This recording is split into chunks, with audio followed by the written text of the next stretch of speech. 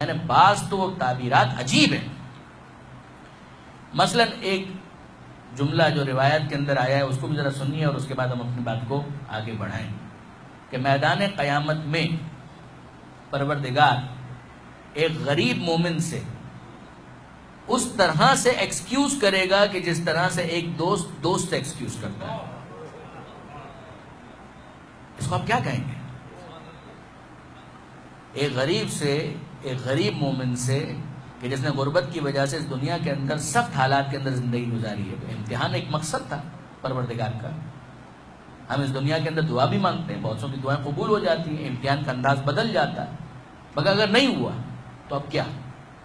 میدان قیامت میں روایت کے جملے یہ الکافی کی روایت ہے کہ پروردگار اس طرح سے عذر خواہی کرے گا، معذرت کرے گا، جس طرح سے ایک بھائی چھوٹے بھائی سے معذرت کرتا ہے، ایک دوست سے معذرت کرتا ہے. یعنی میں اپنے الفاظ میں کہوں کہ اے میرے بندے مومن، ایسا نہیں تھا کہ میں تجھ سے ناراض تھا، ایسا نہیں تھا کہ میں تجھے پریشان دیکھنا چاہتا تھا. اچھا چھوڑو، اب جو ہوا اس کو بھول جاؤ. اب بتاؤ کہ تمہیں کیا ایسا چاہیے کہ جو پیش کیا جائے اور تم راضی ہو. برادران عزیز، یہ چھوٹا معاملہ تو نہیں ہے، یہ چھوٹا اسٹیٹس تو نہیں ہے. اب اسی کو ذرا سمجھنے کے لیے چھٹے امام جعفر صادق علیہ السلام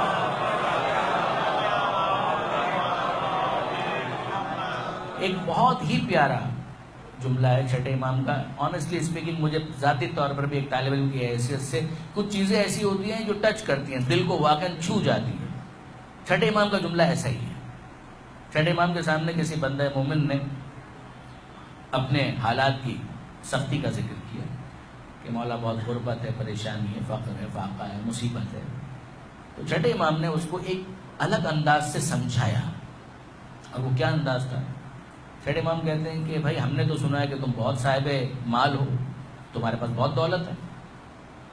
اچھا وہ بھی سوچنے لگا ایک لمحے کے لیے کہ ایسا تو نہیں کہ میں بھول گیا ہوں، کہیں رکھا ہوں میں نے. بہت سے ایسے افراد ہوتے ہیں کہ جن کے 25 بینک اکاؤنٹ ہوتے ہیں، وہ خود بھول جاتے ہیں کہ کس اکاؤنٹ کے اندر ہم نے کیا رکھا ہوا ہے.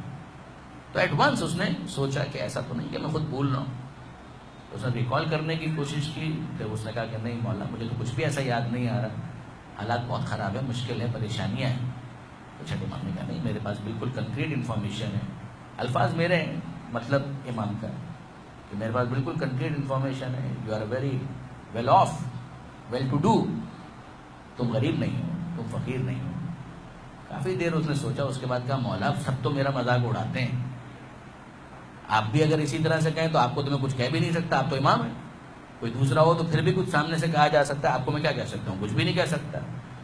مولا معاملہ ایسا ہے کہ واقعا میں بہت پریشان، لیکن اگر آپ کہہ رہے ہیں تو میں سامنے سے کوئی کامنٹ تو نہیں کر سکتا. امام نے کہا نہیں، میں کوئی مذاق بھی نہیں کر رہا، میں بہت سنجیدگی کے ساتھ گفتگو کر رہا ہوں.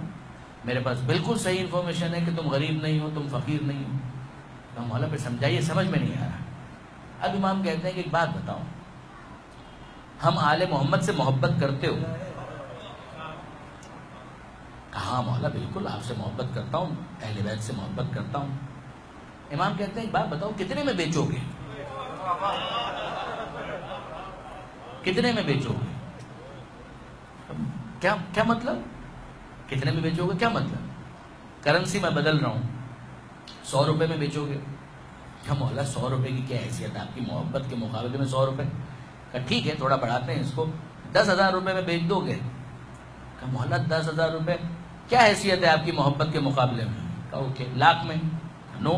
10 لاکھ میں سوال ہی پیدا نہیں ہوتا. 1 کروڑ میں؟ 10 کروڑ میں؟ 1 ارب 2 ارب 3 ارب کتنا تمہیں ملے کہ تم ہماری محبت کو بیچنے کے لیے تیار ہو جاؤ گے؟ کہا مولا دنیا کی اگر ساری دولت مل جائے تب بھی آپ کی محبت بیچنے کے لیے تیار نہیں ہے.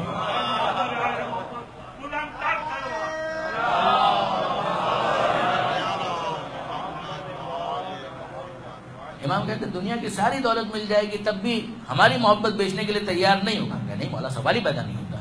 امام کہتے ہیں ایک بات بتاؤ، جس کے پاس اتنی مہنگی چیز موجود ہو وہ غریب ہو سکتا ہے؟ وہ فقیر ہو سکتا ہے؟ وہ سب کچھ ہو سکتا ہے، فقیر نہیں ہو سکتا. یعنی امام یہاں پر کیا کہنا چاہ رہے ہیں کہ اپنے حالات بدلنے کی کوئی کوشش نہ کرو، اپنی معاش کو بہتر بنانے کی کوشش نہ کرو. نہیں، یہ نہیں کہا امام نے. کوشش کرو، کوشش کرو، مگر سوچنے کا رخ بدلنا چاہیے. کبھی اس انداز سے بھی انسان سوچے. کبھی اس اینگل سے بھی انسان سوچے. پاورٹی کو اسلام سیلیبریٹ نہیں کر رہا, کائنڈلی انڈرسٹینڈ کریں اس بات کو.